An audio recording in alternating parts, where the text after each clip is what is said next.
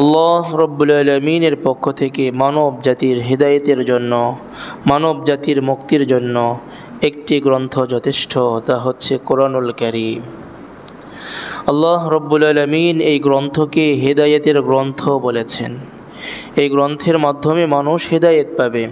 এই গ্রন্থ যে কেউ দেখবে সওয়াব পাবে, যে কেউ পড়বে, যে কেউ উপলব্ধি করবে, যে কেউ বুঝবার চেষ্টা করবে, বুঝবে, আল্লাহ রব্বুল আলামিন তাকে সত্যের পথের সন্ধান দিয়ে দেবেন। হাত্তাকে এমনকি যদি কোনো ব্যক্তি এরকমও হয়েছে ভুল ধরবার জন্য, কোরআনুল কারীমে তো ভুল নেই, ভুলের ঊর্ধ্বে কিতাব পৃথিবীতে যদি কোনো একটা থেকে থাকে, পৃথিবীতে অন্য কোনো কিতাব ভুলের ঊর্ধ্বে নেই, একটি গ্রন্থ রয়েছে কোরআনুল কারীম। যে কেউ এটাকে ভুল ধরতে আসে, ওই ব্যক্তির জীবনের নিজের ভুলটাই ধরা পড়ে, কোরআনের মধ্যে কোনো ভুল তারা পায় না। সুবহানাল্লাহ। এমন একটি গ্রন্থ পৃথিবীতে দ্বিতীয় নেই, আসে নাই, ভবিষ্যতে আসবেও না। কারণ এই কালামুল্লাহ শরীফের মধ্যে যা কিছু আছে সব কিছু আমার রবের, আপনার রবের বাণী।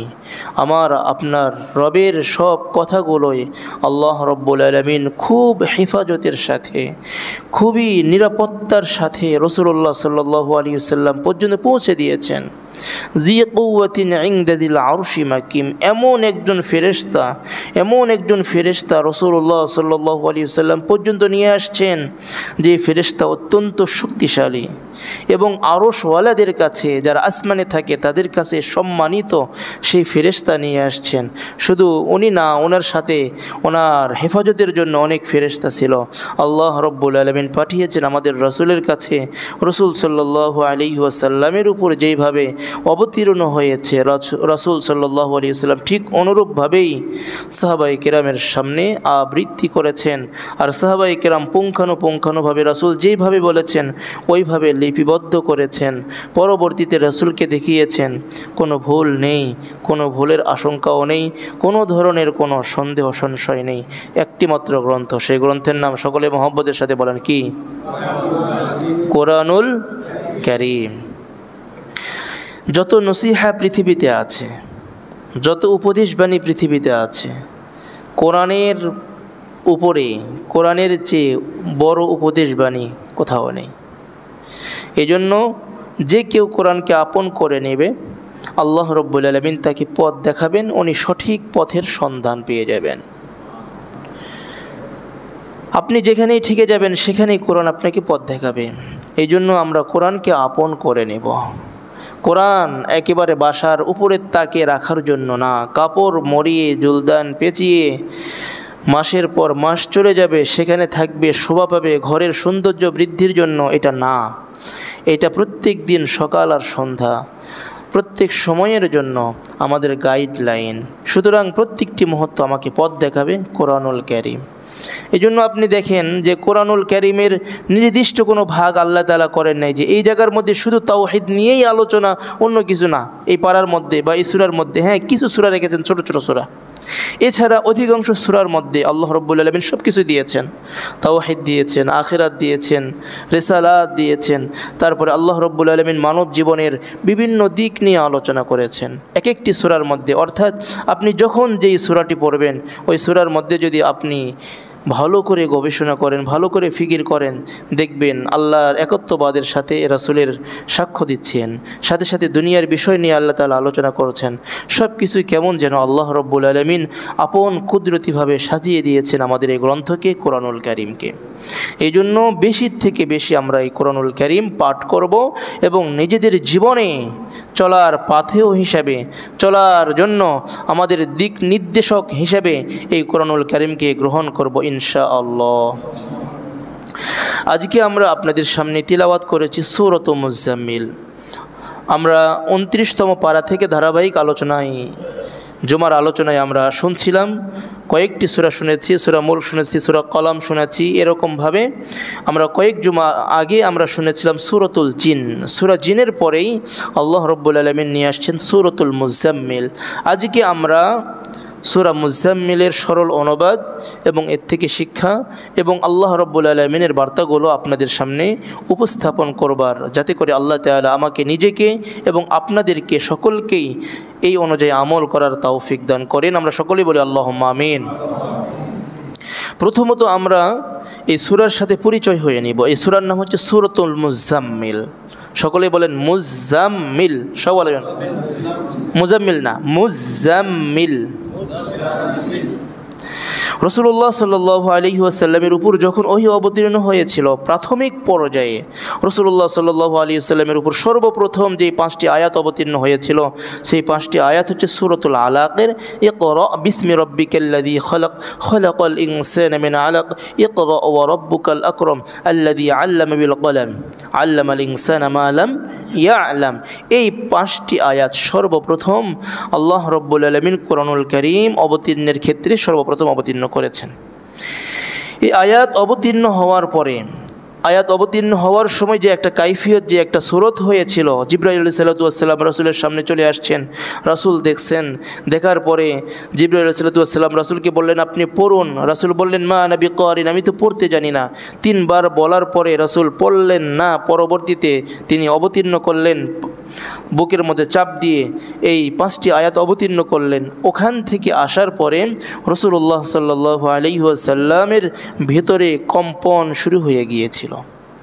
রাসূল নিজের উপর আশঙ্কা বোধ করছিলেন, অনেকটা জ্বর চলে আসছিল রাসূলুল্লাহ সাল্লাল্লাহু আলাইহি ওয়াসাল্লাম। এই জন্য আম্মাজান বিবি খাদিজাতুল কুবরা রাদিয়াল্লাহু তাআলা আনহা, আমাদের আম্মাজান, রাসূলের যত বিবি রয়েছেন সকলেই আমাদের আম্মাজান। আন-নাবিয়্যু আওলা বিল মুমিনিনা মিন আনফুসিহিম ওয়া আজওয়াজুহু উম্মাহাতুহুম। সূরাতুল আহজাবের মধ্যে আল্লাহ তাআলা বলে দিয়েছেন যে নবী হচ্ছেন এমন ব্যক্তি, এমন একজন সত্তা, আন-নাবিয়্যু আওলা বিল মুমিনিন, মুমিনের কাছে নিজের সত্তা, নিজের জান থেকেও নবী রাসূল তাদের কাছে প্রিয় হবে। সুবহানাল্লাহ।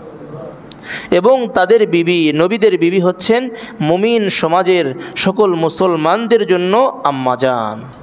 ওয়াজওয়াজুহু উম্মাহাতুহুম, সকলের জন্য আম্মাজান। আমাদের আম্মাজান খাদিজাতুল কুবরা রাদিয়াল্লাহু তাআলা আনহার সামনে রাসূল যখন বললেন যে আমি তো নিজের উপর আশঙ্কা বোধ করছি, সুতরাং আমার গায়ে জ্বর চলে আসছে, তুমি আমাকে কম্বল আবৃত করে দাও, চাদর আবৃত করে দাও। রাসূলুল্লাহ সাল্লাল্লাহু আলাইহি ওয়াসাল্লামকে চাদর আবৃত করে দিলেন আম্মাজান খাদিজাতুল কুবরা রাদিয়াল্লাহু আনহা। রাসূল চাদর আবৃত অবস্থায় আছেন, শরীরে কম্পন, গায়ের মধ্যে জ্বর।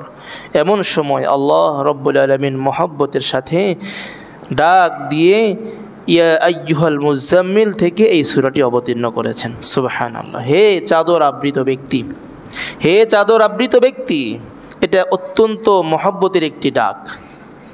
মহব্বত করে আল্লাহ তাআলা ডাকছিলেন। রাসূলুল্লাহ সাল্লাল্লাহু আলাইহি ওয়াসাল্লামের সাহাবী, রাসূলের জামাতা আলী রাদিয়াল্লাহু আন, একদিন ফাতিমা রাদিয়াল্লাহু তাআলা আনহার ঘরে রাসূল গিয়েছেন। যাওয়ার পরে আলীকে খোঁজ করছেন, আলী কোথায়? তখন ফাতিমা রাদিয়াল্লাহু আনহা বললেন আমার সাথে আলীর একটু কথোপকথন হয়েছে, বিধায় রাগ করে উনি চলে গেছেন মসজিদে। রাসূলুল্লাহ সাল্লাল্লাহু আলাইহি ওয়াসাল্লাম সাহাবীকে সাথে নিয়ে যেয়ে দেখে আলী রাদিয়াল্লাহু আনহু মসজিদে একেবারে মাটির সাথে পিঠটা লাগিয়ে দিয়ে শুয়ে আছেন। রাসূলুল্লাহ সাল্লাল্লাহু আলাইহি ওয়াসাল্লাম ওই সময় মহব্বত করে ডাক দিলেন, ইয়া আবাত তুরাব কুম, হে মাটিওয়ালা, মাটির সাথে মিশে গিয়েছে এই জন্য, হে মাটিওয়ালা ওঠো, কি হয়েছে, বাসায় যাও। তো এই যে রাসূল ডাকছেন, এটা আরবের মধ্যে একটা প্রচলন ছিল, যদি কেউ কাউকে মহব্বত করত, মহব্বতের ক্ষেত্রে তাকে একটা উপাধি দিয়ে ডাকতো। তো রাসূলুল্লাহ সাল্লাল্লাহু আলাইহি ওয়াসাল্লাম আলী রাদিয়াল্লাহু তাআলা যেহেতু মাটির মধ্যে শুয়ে গিয়েছিলেন, বা পাথরের মধ্যে, ওখানে তো মাটি আর নাই, পাথরের মধ্যে শুয়ে গিয়েছেন, রাসূল এই জন্য মহব্বতের সাথে বললেন হে আবা তুরাব কুম, হে আবু তুরাব। উনি আলী রাদিয়াল্লাহু তাআলা তারপর থেকে এই নামটা এতটা পছন্দ করছেন, ওনার নামের লকব হিসেবে এটা উনি গ্রহণ করে নিয়েছেন, আবু তুরাব, মাটিওয়ালা। অনুরূপভাবে আবু হুরায়রা কিন্তু আবু হুরায়রা হয়ে গিয়েছেন, ওনার নাম কিন্তু আবু হুরায়রা না। বিড়াল নিয়ে ছিল, চাদরের ভিতর থেকে বিড়াল বের হয়ে গিয়েছে, রাসূল মহব্বতের সাথে ডাক দিয়েছেন হে বিড়ালওয়ালা আবু হুরায়রা, উনি এরপর থেকে আবু হুরায়রা হয়ে গিয়েছেন। সুবহানাল্লাহ। রাসূলের জবান দিয়ে যেই কথাটি একবার বলেছেন, সাহাবায়ে কেরাম এই ক্ষেত্রে এতটা মহব্বত করছেন, ওই জিনিসটাই ওনার নামের সাথে ফিট করে নিয়েছেন। সুবহানাল্লাহ। জুলিয়াদাইন একজন সাহাবী ছিল, ওনার হাতটা একটু লম্বা, এই জন্য রাসূলুল্লাহ সাল্লাল্লাহু আলাইহি ওয়াসাল্লাম ওনাকে উপাধি দিয়েছিলেন জুলিয়াদাইন।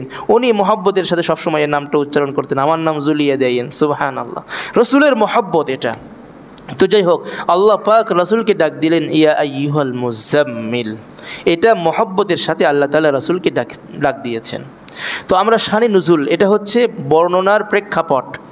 রাসূলুল্লাহ সাল্লাল্লাহু আলাইহি ওয়াসাল্লাম ওহী প্রাপ্তির পরে যখন গায়ের মধ্যে জ্বর চলে আসছিল, চাদর আবৃত অবস্থায় ছিল, ওই সময় এই সূরাটি অবতীর্ণ হয়েছে। এই সূরার মধ্যে আল্লাহ রাব্বুল আলামিন রুকু রেখেছেন 2টি এবং আয়াত রেখেছেন 20টি। 20 আয়াত 2টি রুকুর মাধ্যমে সূরাতুল মুজাম্মিল পরিসমাপ্তি হবে। সর্বপ্রথম আয়াত আল্লাহ রাব্বুল আলামিন আমাদের রাসূলকে লক্ষ্য করে বলছেন, ইয়া আইয়ুহাল মুজাম্মিল। আল্লাহ রাব্বুল আলামিন ডাক দিয়ে বলছেন, হে চাদর আবৃত ব্যক্তি, কুম ফাআনজির, আপনি দণ্ডায়মান হন। ইয়া আইয়ুহাল মুজাম্মিল কুমিল লাইলা ইল্লা কলিলা। ইয়া আইয়ুহাল মুজাম্মিল, হে চাদর আবৃত ব্যক্তি, কুমিল লাইলা ইল্লা কলিলা, কুম আপনি দাঁড়ান, আল লাইল রাত্রিবেলায়, ইল্লা কলিলা তবে সামান্যটুকু সময় ব্যতীত। আল্লাহ রাব্বুল আলামিন রাসূলকে আহ্বান করে বলছেন যে আপনি রাত্রিবেলায় দণ্ডায়মান হন। দাঁড়ান মানে কি? দাঁড়িয়ে থাকবেন না, দাঁড়িয়ে দাঁড়িয়ে আল্লাহর ইবাদত করুন। এই সূরাটা হচ্ছে সূরাতু মুজাম্মিল মাক্কিয়া, মক্কায় অবতীর্ণ। ওই সময় নামাজ এখনও ফরজ হয় নাই। রাসূলুল্লাহ সাল্লাল্লাহু আলাইহি ওয়াসাল্লামকে আল্লাহ বলছেন ফরজ নামাজের আগেই আপনি রাত্রিবেলায় দাঁড়িয়ে দাঁড়িয়ে ইবাদত করুন, সামান্য একটু সময় ব্যতীত পুরো সময় নামাজ আদায় করুন। রাসূলুল্লাহ সাল্লাল্লাহু আলাইহি ওয়াসাল্লাম তখন আল্লাহর এই নির্দেশ পাওয়ার পরে রাসূল প্রায় সারা রাত্রি দাঁড়িয়ে দাঁড়িয়ে আল্লাহ তাআলার ইবাদত করতেন। সুবহানাল্লাহ। তারপরে আল্লাহ বলছেন, নিসফাহু আও ইনকুস মিনহু কলিলা আও জিদ আলাইহি। আল্লাহ বলছেন নিসফা, এই রাত্রিকালীন পুরো সময় নয়, বরং আপনি অর্ধেক রাত্রি দাঁড়ান। পুরো রাত আপনাকে দাঁড়িয়ে দাঁড়িয়ে ইবাদত করতে হবে না, এরকম প্রয়োজন নেই। আও ইনকুস মিনহু কলিলা, অথবা তার থেকে একটু কম। আও জিদ আলাইহি, অথবা তার থেকে একটু বেশি। অর্থাৎ এক রাত্রির অর্ধেক, অথবা তার থেকে একটু কম, অথবা তার থেকে একটু বেশি। তবে পুরো রাত্রিতে আপনি দাঁড়িয়ে দাঁড়িয়ে আল্লাহর ইবাদত করবেন না, আমাকে ডাকতে হবে না। এরপরে এই আয়াত যখন অবতীর্ণ হলো, রাসূলুল্লাহ সাল্লাল্লাহু আলাইহি ওয়াসাল্লাম নামাজে দাঁড়াইতেন, একেবারে দীর্ঘ সময় দাঁড়াইতেন। এটা কি শুধু রাসূলের ক্ষেত্রে? সাহাবায়ে কেরামও যখন শুনলেন রাসূল এরকমভাবে নামাজে দাঁড়াচ্ছেন, রাসূল ইবাদত করছেন, সাহাবায়ে কেরামও তখন দাঁড়ানো শুরু করে দিল। ওই সময় এটা ফরজ ছিল, আল্লাহর পক্ষ থেকে নির্দেশ ছিল। রাসূল নিজেও নামাজ পড়তেন, সাহাবায়ে কেরামও নামাজ আদায় করতেন। তবে রাসূলের জন্য বিশেষভাবে এটা নির্দেশ ছিল। সাহাবায়ে কেরাম যারা ইচ্ছা তারা পড়তেন, যাদের ইচ্ছা তারা শুয়ে থাকতেন। তবে রাসূলের উপর আবশ্যকীয় ছিল পুরো রাত্রি অথবা কিছু রাত্রি দাঁড়িয়ে দাঁড়িয়ে আল্লাহর ইবাদত করা। ফলে কি হয়েছিল? রাসূলুল্লাহ সাল্লাল্লাহু আলাইহি ওয়াসাল্লাম দীর্ঘ সময় দাঁড়ানোর কারণে রাসূলের পা মোবারক ফুলে যাইত। দীর্ঘ সময় দাঁড়িয়ে দাঁড়িয়ে আল্লাহর ইবাদত করতেন। ওয়ারাতিলিল কুরআন তারতিলা, আল্লাহ বলছেন ও নবী, আপনি নামাজের মধ্যে দাঁড়িয়ে দাঁড়িয়ে কোরআন তারতিলের সাথে আস্তে আস্তে পাঠ করুন, আস্তে আস্তে কোরআনে কারীম তেলাওয়াত করুন নামাজের মধ্যে। রাসূলের প্রতি নির্দেশ। সুতরাং নামাজের মধ্যে কোরআনে পাক তেলাওয়াত করা এটা রাসূলের জন্য নির্দেশ হলেও সকল সাহাবায়ে কেরাম, সকল মুসলিম উম্মাহর জন্য এটা আমাদের জন্য আল্লাহ তাআলা আবশ্যক করে দিয়েছেন। নামাজের মধ্যে খুব দ্রুত না, খুব আস্তেও না, তারতিলের সাথে আস্তে আস্তে বুঝে বুঝে পড়ার চেষ্টা করতে হবে। আল্লাহ তাআলা আমাদেরকে তৌফিক দান করুন। তারপরে আল্লাহ রাব্বুল আলামিন 5 নম্বর আয়াতের মধ্যে বলছেন, ইন্না সানুলকি আলাইকা কওলান সাকিলা, নিশ্চয় আমি আপনার উপর অবতীর্ণ করব ভারী কথা, ভারী বস্তু আপনার নিকট অবতীর্ণ করছি। ভারী বলতে অত্যন্ত দায়িত্ব। রাসূলুল্লাহ সাল্লাল্লাহু আলাইহি ওয়াসাল্লামের উপর যখন নবুয়ত আসলো, নবুয়তের দায়িত্ব কিন্তু সাধারণ কোনো দায়িত্ব নয়।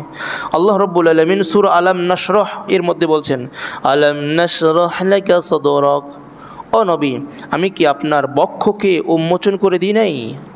ওয়া ওয়াদানা আনকা উযরাক, আমি আপনার বোঝাকে হালকা করে দিয়েছি। কেমন বোঝা? আল্লাযী আনকাযা যহরাক, যেই বোঝার কারণে আপনার পিঠটা নুইয়ে গিয়েছিল, আপনি অনেকটা কঠিন মনে করছেন, এই বোঝাকে আমি আপনার জন্য হালকা করে দিয়েছি। ওয়া রাফা'না লাকা যিকরাক, আমি আপনার আলোচনাকে, আপনার জিকিরকে মানুষের সামনে বিস্তারিত করে দিয়েছি, মানুষের সকলের মুখে মুখে করে দিয়েছি। এই জন্য পৃথিবীতে এমন কোনো মানুষ নেই যে রসুলের নাম জানে না। যদিও ইসলাম ধর্মে দীক্ষিত না, এমন লোক পাওয়া যাবে না যে মুহাম্মদুর রাসূলুল্লাহর নাম শোনে নাই। রাসূলুল্লাহ সাল্লাল্লাহু আলাইহি ওয়াসাল্লামের নামকে ব্যাপক করে দিয়েছেন, সারা বিশ্বের মানুষ রসুলের নাম জানে, রসুলের নামে নাম রাখে। এটা রসুলের মহাব্বত। ওয়া রাফা'না লাকা যিকরাক, আপনার নামকে আমি সুউচ্চ করে দিয়েছি, সকলের কাছে প্রিয় বানিয়ে দিয়েছি। আল্লাহু আকবার কাবীরা।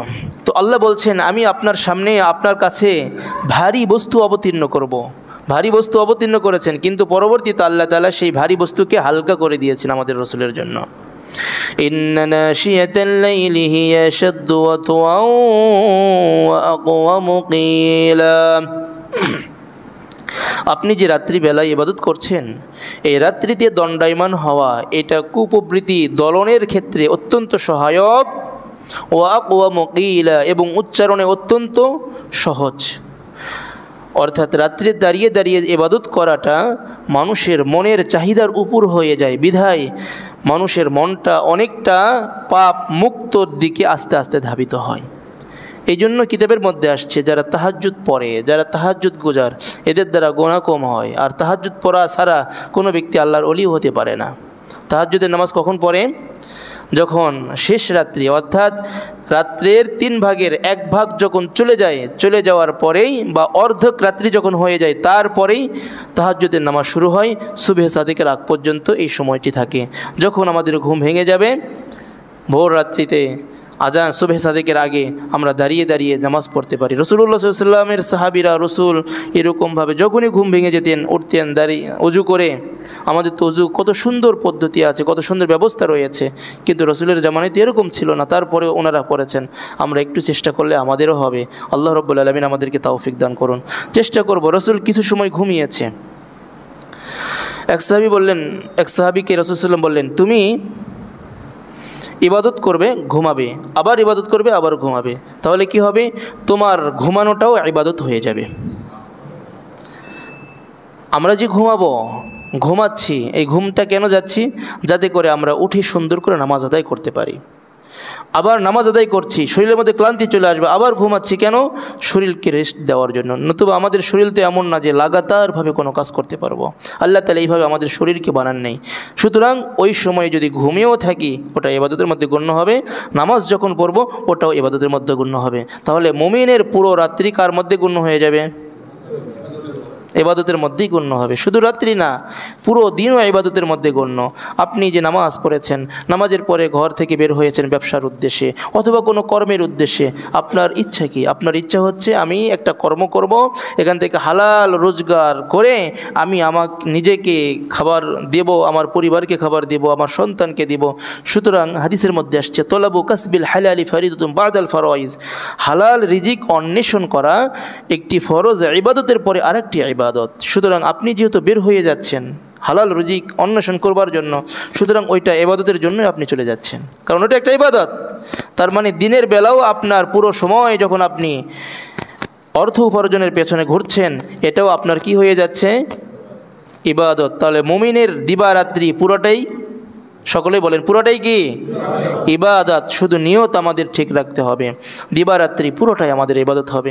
এখন পেশাব পায়খানা, এটাও ইবাদত। হাত্তা কি পেশাব পায়খানা, এটাও কি ইবাদত। কেমনে ইবাদত? কি জন্য ইবাদত? আপনি যদি আপনার জরুরত আপনি না সারেন, তাহলে এইটা নিয়ে আপনি কি নামাজে দাঁড়াইতে পারবেন? নামাজে যদি দাঁড়ান নামাজ হবে? নামাজ হবে না। এমন কি যদি কোনো ব্যক্তির বেগ বেশি হয়, এই সময় নামাজে দাঁড়িয়ে গিয়েছে, ওই ব্যক্তির নামাজই হবে না, নামাজ মাকরুহ হয়ে যাবে, কারণ ওই সময় নামাজের মধ্যে মন থাকবে না। তার মানে ওই যে জরুরত আপনি সারছেন, এটা এই জন্যই যাতে করে আপনি ইবাদত ভালোভাবে নির্বিঘ্নে করতে পারেন।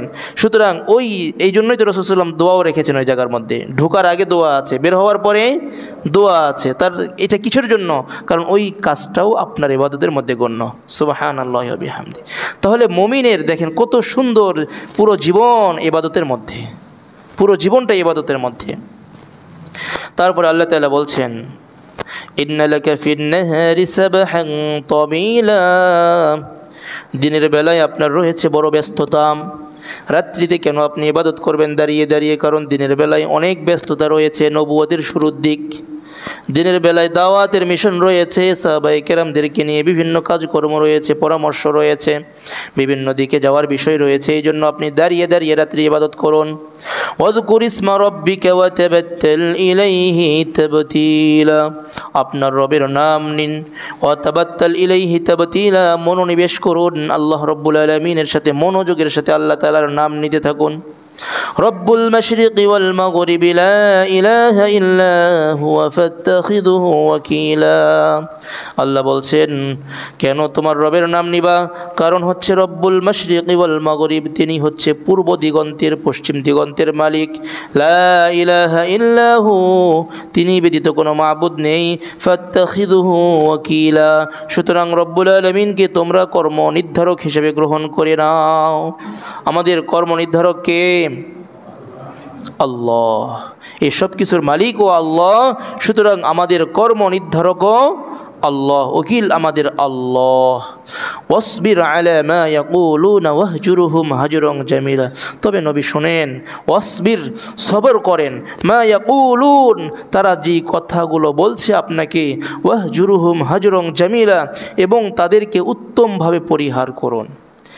যেহেতু এটা রসুলের উপর এই সূরা অবতীর্ণ, নবুয়তের শুরুর দিক, রসুলকে বিভিন্ন সময় পাগল বলছিল, রাসূলকে কেউ বলতেছিল জাদুকর, কেউ বলতেছিল বিভিন্ন ধরনের পাগল, জাদুকর, কবি ইত্যাদি বিভিন্ন নামে রসুল সাল্লাল্লাহু আলাইহি সাল্লামকে সম্বোধন করছিল তৎকালীন সময়ের কাফের মুশরিকরা। তো রসুলের তো কষ্ট হয়, আল্লাহ রাব্বুল আলামিন নিজেই সান্ত্বনা দিচ্ছেন, অসবির, সবর করেন, মা ইয়াকুলুন, যে কথাগুলো কাফের সম্প্রদায়রা বলছে এগুলোর উপর সবর করেন। এখান থেকে আমাদের শিক্ষাটা হলো এই, আমরা যে নামাজ পড়ি, আমরা রোজা রাখি, বেশি বেশি ইবাদত করবেন, আপনার ক্ষেত্রে অনেকেই আপনাকে বিভিন্ন ধরনের ক্রিটিসাইজমূলক কথা বলবে। দাড়ি রেখেছে অল্প বয়সে, কলেজে পড়ে সবে মাত্র, দাড়ি রেখেছে, কাম নেই, এটা আপনাকে সবর করতে হবে। রসুল কে করেছে? রসুল সবর করেছেন। তারপরে আপনার আলহামদুলিল্লাহ দাড়ি পেকে গিয়েছে, নামাজ পড়ছেন, সবসময় মসজিদের মধ্যে অবস্থান করছেন। তখন কিছু মানুষ আছে সারাদিন, এতদিন এত জীবনে এই করে আসছে, ওই করে আসছে, এখন মসজিদ ধরছে। অথবা সবসময় মসজিদের মধ্যে কি পাইছে এই লোকটা, মসজিদ তালা বন্ধ থাকবে, সবসময় ফ্যান ঘুরতেছে, কি পাইছে?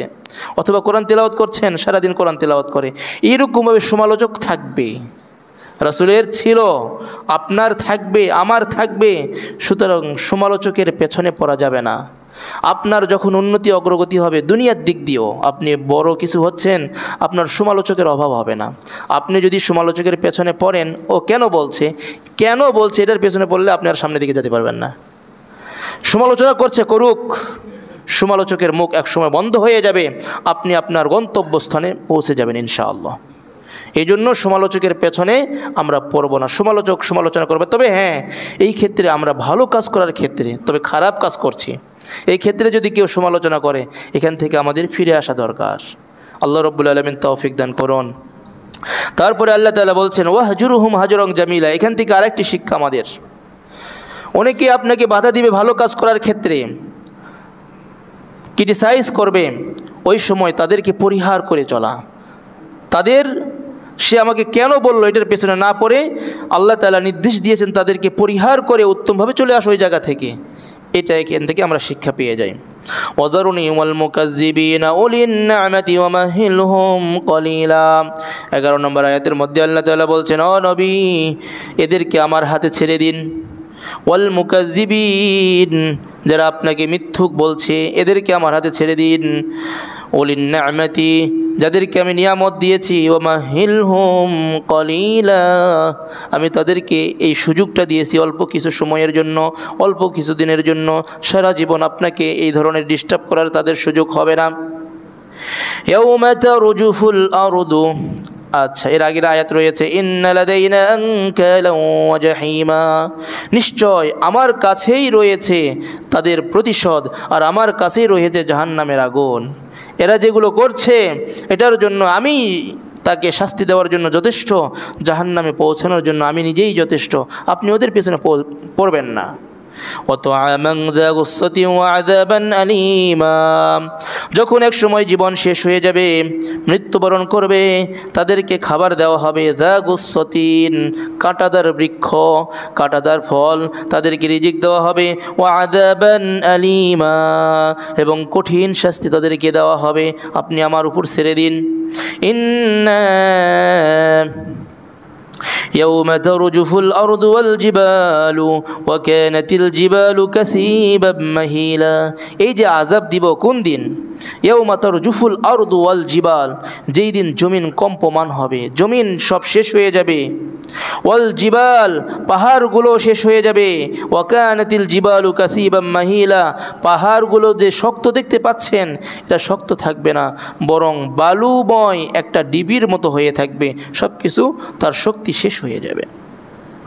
ইন্না আরসালনা ইলাইকুম রাসূলা, নিশ্চয় আমি আপনাকে, ইলাইকুম রাসূলা, নিশ্চয় আমি আপনাকে তাদের অর্থাৎ তোমাদের উপর রাসূল করে পাঠিয়েছি, তথা আমাদের রাসূলকে আল্লাহ রাব্বুল আলামিন পাঠিয়েছেন।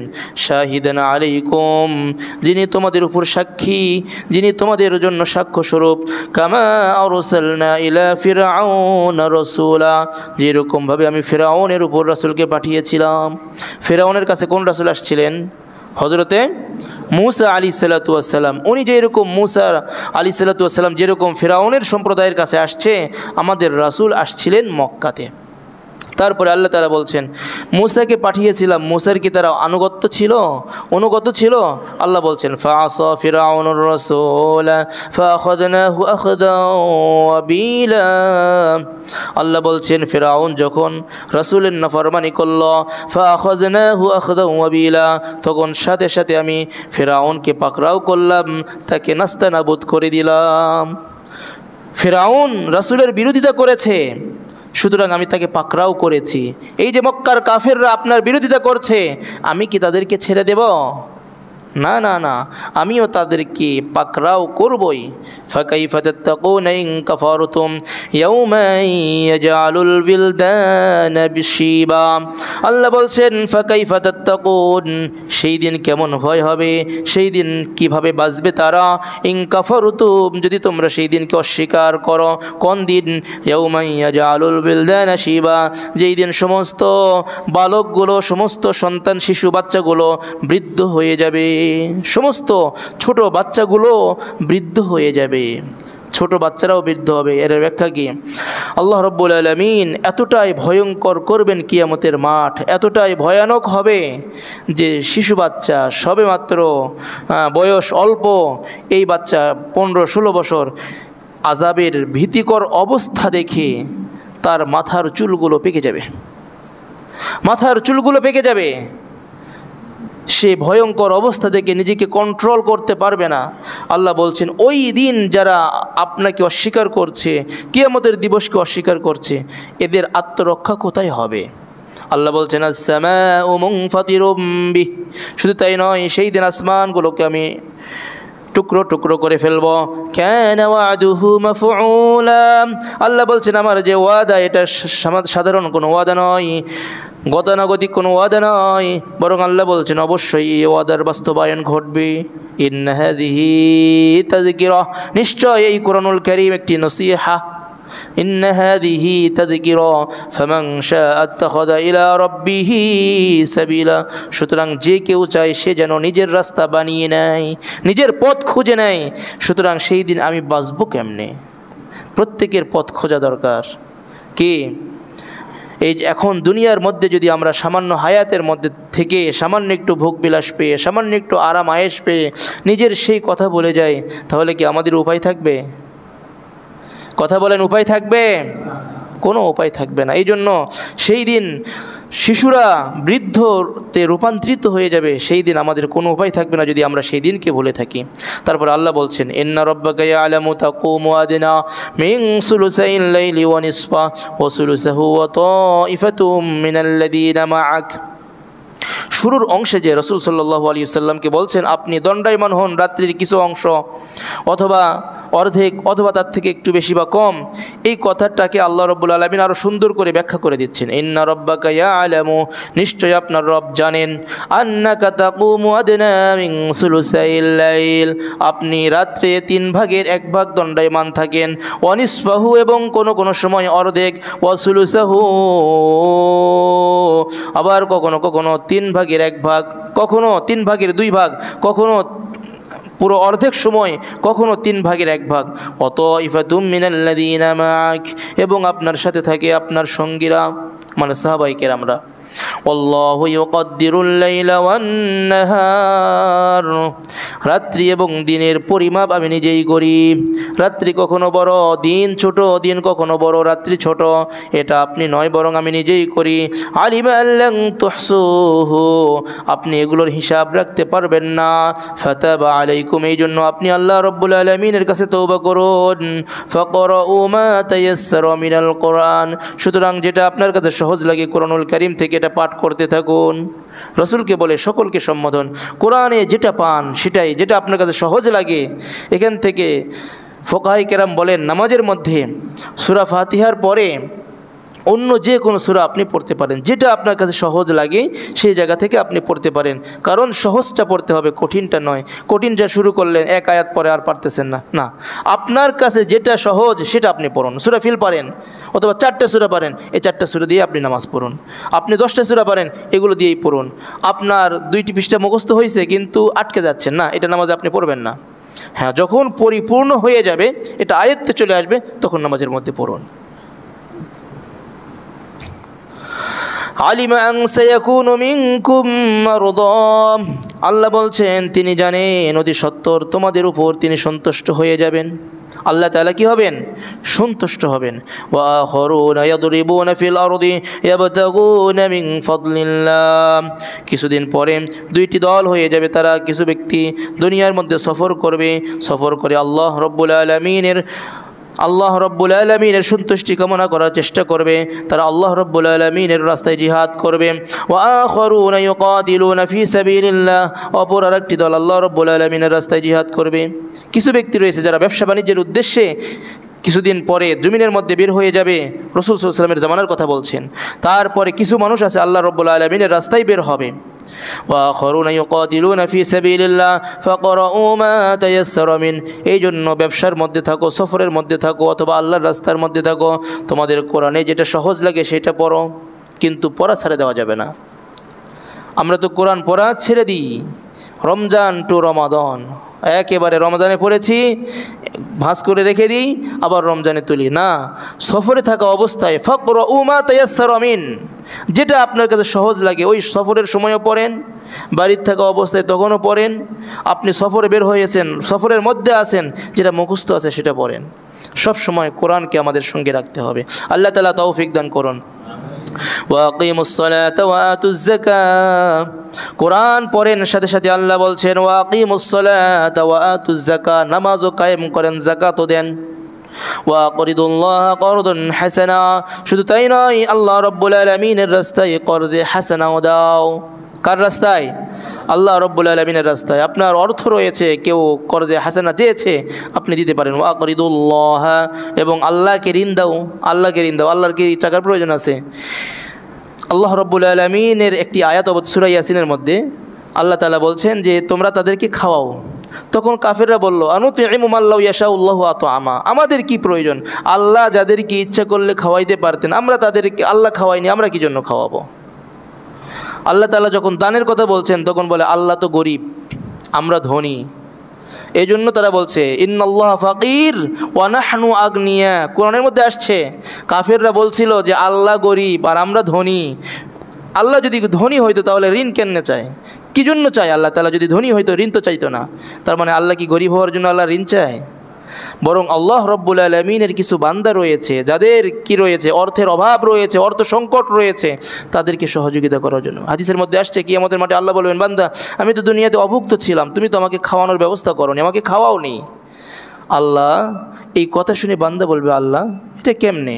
আপনি তো গণী, আপনি তো আল্লাহ, আপনি তো কখনো দরিদ্র ছিলেন না। তখন আল্লাহ বলবেন, আমি নয়, আমার বান্দারা ছিল, তুমি সহযোগিতা করোনি। যাক, আমরা সেই দিকে যাচ্ছি না, সময় স্বল্প সময়ও হয়ে গিয়েছে। আমরা আয়াত শেষ করেই ইনশাআল্লাহ সমাপ্তি ইতি টানবো। ওমা তুকদ্দিমু লিআনফুসিকুম মিন খায়রিন তাজিদুহু ইনদাল্লাহ। আল্লাহ বলছেন, ওমা তুকদ্দিমু লিআনফুসিকুম মিন খায়রিন তাজিদুহু ইনদাল্লাহ। তোমরা যা কিছু আল্লাহর রাস্তায় দান করো, এসবগুলো আল্লাহ তাআলার কাছে পাবে। হুয়া খায়রুন ওয়া আ'যামা আজরা। যা দান করেছি তার তুলনায় আরো অনেক বহু গুণে আল্লাহ রাব্বুল আলামিন বাড়িয়ে দিবেন। সুবহানাল্লাহ বলি।